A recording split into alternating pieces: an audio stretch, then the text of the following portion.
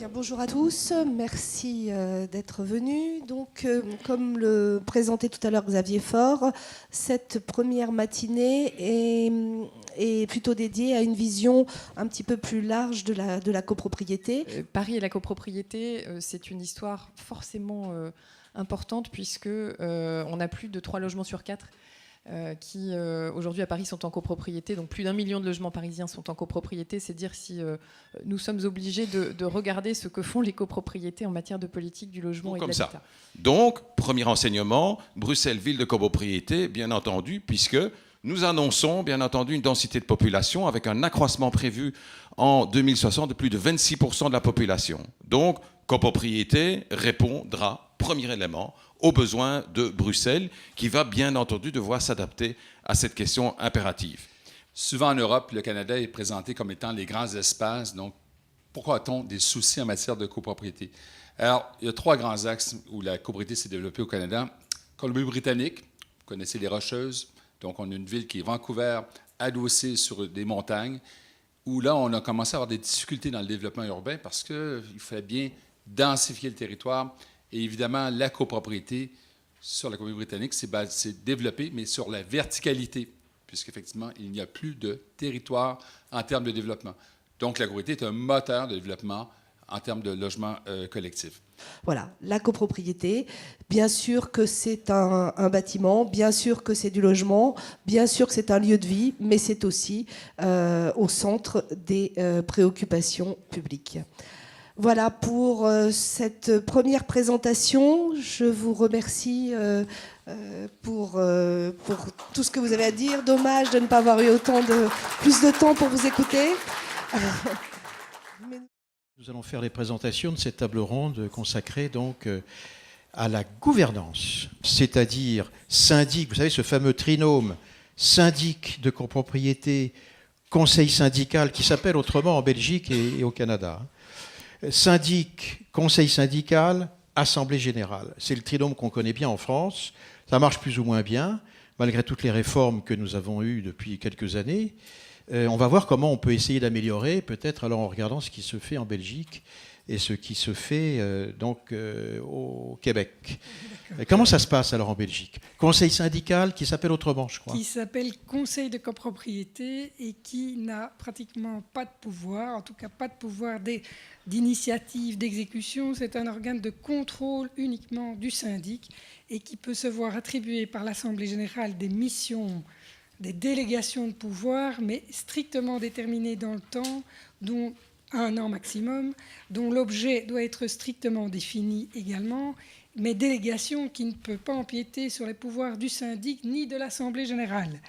Autant dire que ça réduit le pouvoir de ce conseil de copropriété à une mission de contrôle. La loi québécoise ne connaît pas le syndic.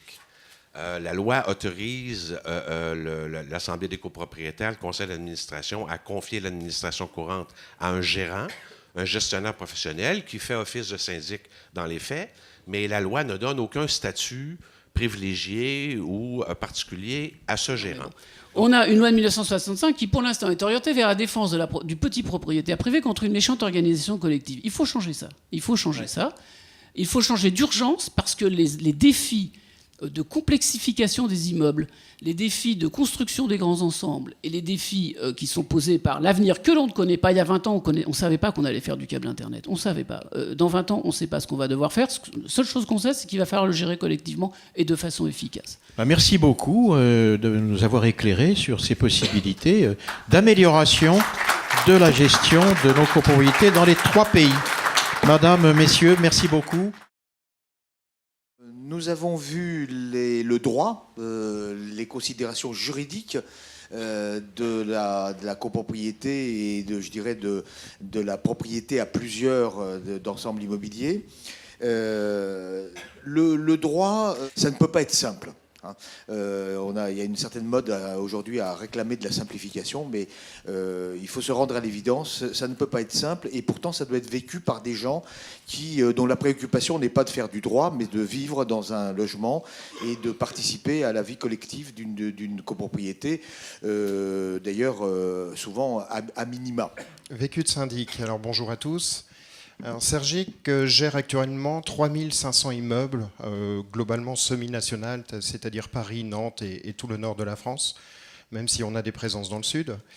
Et forcément, 3500 immeubles, vous avez du 5 lots, 6 lots, jusqu'à, je pense, le record chez nous, c'est 900 lots. Voilà, donc effectivement, on gère une multitude de types d'immeubles. Aujourd'hui, l'ensemble des bailleurs sociaux développent fortement leur parc en copropriété. Ils sont très souvent à 10-15% de leur parc. Et de ce fait, par la vente HLM en majorité, de ce fait, ils sont eux aussi de plus en plus confrontés à ces questions. Et donc, c'est un sujet qui va devenir de plus en plus prégnant pour le monde social. L'IPI, c'est la très très grosse différence entre la France et le Canada. L'IPI, c'est un ordre. Vous ne pouvez pas être syndic de copropriété en Belgique sans être reconnu par l'Institut. Et nous avons un pouvoir de coercition, donc nous pouvons radier des syndics et ils vont faire un autre métier que celui de syndic.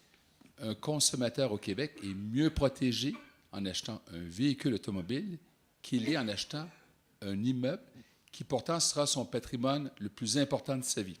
On a un déficit technique. Alors, je suis désolé chez les syndics. Moi, ayant un peu de compétences techniques, je supplée en quelque sorte, parce que donc je suis copropriétaire au conseil syndical, je supplée l'incompétence du syndic qui nous emmène dans le mur.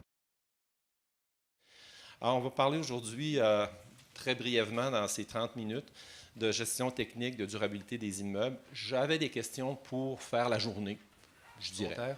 Alors actuellement, le DTG, il est obligatoire pour les bâtiments neufs, pour les bâtiments qui se mettent en copropriété, et pour également, le syndic doit les proposer en AG. On recrée de la complexité à travers des écoquartiers, donc avec des noms très porteurs et très intéressants, mais on va mettre des volumes HLM imbriqués avec des volumes de commerce, imbriqués avec des lots de parking, etc.